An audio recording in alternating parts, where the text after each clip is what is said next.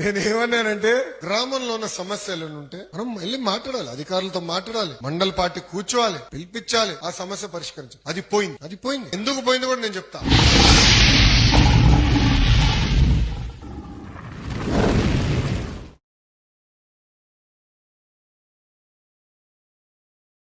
నేను చాలా స్పష్టంగా చెప్తున్నా, పార్టీలో యువరక్తం వచ్చింది. యువరక్తానికి ఎట్టుకో జూన్ నుంచి ట్రైనింగ్ ఉంటుంది, అందరికి ట్రైనింగ్ ఉంటుంది. ఇది ఎందుకు చెప్తున్నా అంటే ఈ మధ్యన ఎక్కడికి వెళ్ళినా అందరు కాగితాలు పట్టుకొచ్చి నాకు ఇస్తున్నారు, అది రెడీగా ఉన్నాడు. నేనేమన్నానంటే గ్రామంలో ఉన్న సమస్యలు ఉంటే మనం వెళ్ళి మాట్లాడాలి, అధికారులతో మాట్లాడాలి, మండల పార్టీ కూర్చోవాలి, పిలిపించాలి, ఆ సమస్య పరిష్కరించాలి. అది పోయింది. ఎందుకు పోయింది కూడా నేను చెప్తా. గత 5 సంవత్సరాలు ఎమ్మెల్యేలు ఏం పీకలేదు రాబాయ్. వాళ్ళు చెప్తే ఈయన నాదుడు లేడు, ఏదో లోకల్ గా అన్ని చేసుకోండి, అసలు మా దగ్గరికి రావద్దని చెప్పారు ప్రజలకి. ఈ రోజు ఎప్పుడైతే తలుపులు తెరిసో సునామీకి వచ్చి మన పైన పడుతున్నాం. నిన్న రాత్రి 11:30కి నేను విశాఖపట్నం పార్టీ హౌస్కి వెళ్ళి అక్కడనే పడుకుంటాను. ఎప్పుడు వచ్చినా విశాఖ పార్టీ హౌస్ లో పడుకుంటాను. పార్టీ హౌస్కి వెళ్తే సుమారుగా 200 మంది రెడీగా ఉన్నారు. 11:30కి 11:30 రాత్రికి అంతమంది రెడీగా ఉన్నారు మన కోసం. అంటే కలవాలి, వాళ్ళ సమస్య తెలియజేయాలి. సమస్యలు పరిష్కరించే అధికారం కార్యకర్తలకి ఉంది. నేను చాలా స్పష్టంగా చెప్తాను. విఆర్ఓ గాని, ఎంఆర్ఓ గాని, ఆర్డీఓ గాని చట్టపరంగా ఏమి చేయాల్సి ఉందో వాళ్ళు చేయాల్సిందే, ఇంక్లూడింగ్ పోలీస్ సోదరులతో సహా. ఇది చాలా స్పష్టంగా